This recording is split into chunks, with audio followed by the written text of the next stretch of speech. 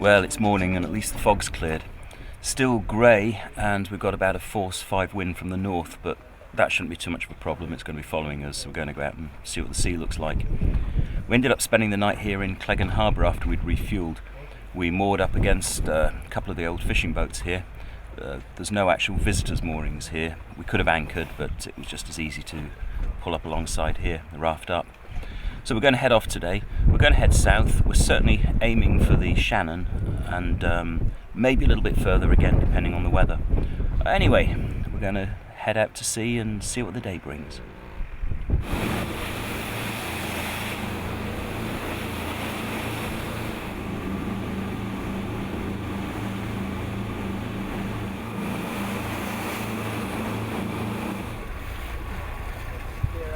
Few boats venture outside the sheer sea cliffs of the Aran Islands, most taking the sheltered inside passage between the islands and the mainland.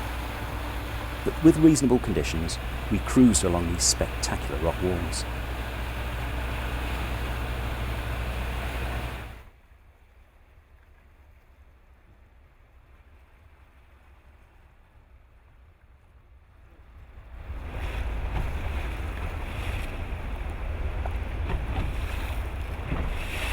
Yeah, here we are at the Cliffs of Moher, and last time me and John were here, it was a very different scene, and we definitely wouldn't have been sitting here right this close, because we were filming some surfing, and I was on a little rib, and John was on top of the cliff, and it had been raining for hours, and it rained the whole time we were there, which was like over 6 hours. We had our cameras wrapped in a towel, and but these guys were surfing some of the biggest waves ever surfed in the British Isles or the UK. Then, an hour later, disaster struck again. Well, I just had a horrible experience. Still having it right now, feeling pretty sick. Me and John cruised along then, sun shining, having a real good time. And, well, yeah, just had this clunk, wasn't really paying attention. We looked back and there's a couple of boys there, and we're like, oh no, hit some pots, you know, not looking. And but the boys were still there, and we hit, whatever we hit was not dragging us back, and it stopped. But it was a heavy hit, you know. We hit a log ages ago off on the east coast anyway, and it felt more like that. And I kind of said that was no pot, that was a basket or something like that. But we went back and we saw something big in the water, and we were like, no, no, no, no, no, and it was a bloody massive sunfish, and it was on the surface then for a bit. Oh yeah, I actually feel sick. He wasn't well.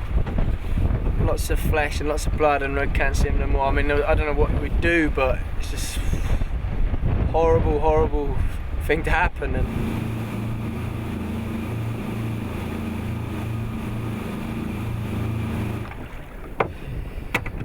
I'm trying to save getting my wetsuit on. So, but it seems to be working. I'm getting handfuls every now and then. An hour later, and another collision with a submerged object, and the port engine started revving high. We'd run over a floating mat of net. Whoever said bring a bread knife was right. I think that's it. There we go. Nice. Now, two problems. First of all, will it start? And secondly, will the gears engage, or will we have more serious damage?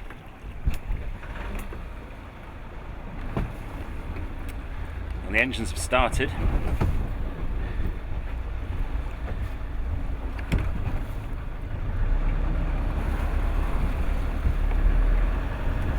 It's in gear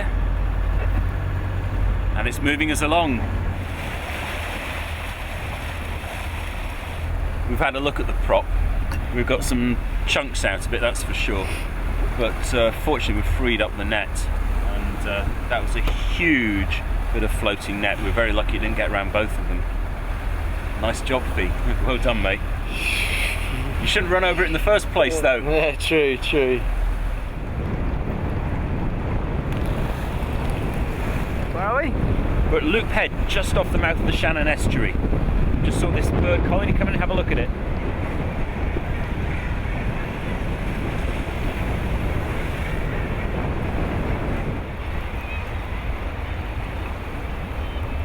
We had planned to go further today, But the two collisions with submerged objects in a short time, the sunfish and the drifting net, had left us feeling pretty drained and low on enthusiasm. So we decided to head into the Shannon Estuary for the night. Well, this is probably going to be the strangest place that we spend the night on the trip. We've been into Kilrush Creek Marina, used the facilities, but the problem is the sea lock doesn't open until about 9:30 in the morning, and we want to get off early, about 6. So Mick, the lock keeper, has agreed that he's letting us stay in the lock for the night.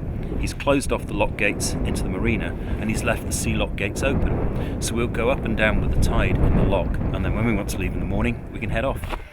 Bit of good Irish logic there, Mick. Thanks.